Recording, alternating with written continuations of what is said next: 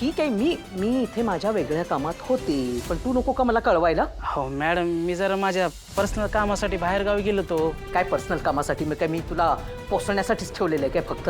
Madam जाऊ द्या ना, ती बॉडी जरी दुसऱ्याची असली पण सरोजची बॉडी अजून कुठे मिळाली? अजून गायबच आहे ना. मला काय वाटतं मॅडम, ती बॉडी ना नदीतून वाहून समुद्रात गेली असेल बघा. हे बघ, ती बॉडी नदीतनं वाहून जाऊ देत किंवा समुद्रात वाहून जाऊ देत, मला त्याच्याशी काही देणं घेणं नाहीये. अजून लोकांना ती आहे असं काही कळलंय का? नाही ना. उगाच जास्त शहाणपणा करू नको आणि स्वतःची अक्कल तर अजिबात चालू नको. मी काय सांगते ना तेवढं नीट ऐक. तू त्या पोलीस स्टेशनला जा आणि तिकडची FIR ची कॉपी मला पाठवून दे. हो मॅडम, पाठवतो. आई, एक विचारू? ही मेलेली मढी उकरायची काय गरज आहे तुला? हा, काय साध्य होणार आहे त्याने? सोडून दे ना. सरोज जर का जिवंत असेल ना तर अगं, ती सरोज जिवंत असो किंवा मरून जाऊ दे, त्याच्याशी आपल्याला काहीही घेणं देणं नाहीये. रिलॅक्स राहा जरा. अगं मूर्ख आहेस तू.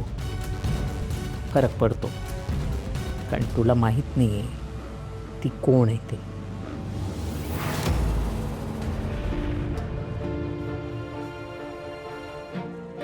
राधिका वहिनी, सॉरी. माझ्यामुळे ना माझ्या आईमुळे तुम्हाला सगळ्यांना लईच त्रास व्हायला लागलाय. अगं वेडी आहेस का तू? काय बोलतेस? हे बघ, सरोज काकींची कंडिशन कशी आहे मला माहिती आहे. जे काय झालं त्याच्यात तुझी काहीच चूक नाहीये. वहिनी अहो, पण ही अडचण तर माझीच आहे ना. मग ह्या अडचणीमुळं रोहित दादांना, घरच्या सगळ्यांना किती त्रास व्हायला ते मला नाही आवडत. मी रोहित दादाची माफी मागतो, मी बोलतो त्यांच्या संग. कमळी, एक मिनिट. हे बघ, तुला असं काहीतरी करायची काहीही गरज नाही. बाबांनी समजवलंय रोहितला. तू नको ग या सगळ्याचा विचार करू. त्याच्यापेक्षा तुझी आई लवकर कशी बरी होईल ह्याच्याकडे लक्ष दे.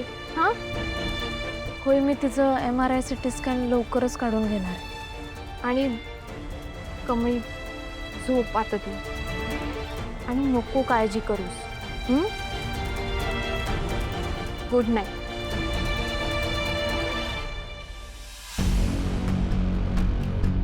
निंगे, राधिका वहिनी किती समजूतदार आहेत ग. आपण इथं नसताना त्यांनी आईची स्वतःच्या आईसारखी काळजी घेतली.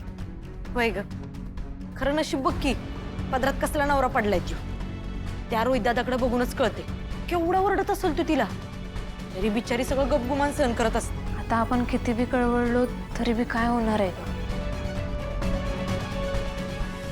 कमळे, ते सोड. खरं तू लईच नशिबान आहे बघ. म्हणजे तुला लईच बरी जाऊ मिळाली. जेव्हा तू या घरात बारकी सून होऊन येशील की नाही, तेव्हा त्या तुझी लईच काळजी घेतील. आता पुढं नशिबात काय लिहिलंय कुणाला माहित आहे ग. खरं ते सोड, उद्या आपल्याला इथनं निघायचंय. हा, बंडाच्या ओळखीने खोली सापडली. कमळे, मी काय म्हणतोय, पर तू एकदा ऋषी सरांसंग बोलून घे काय.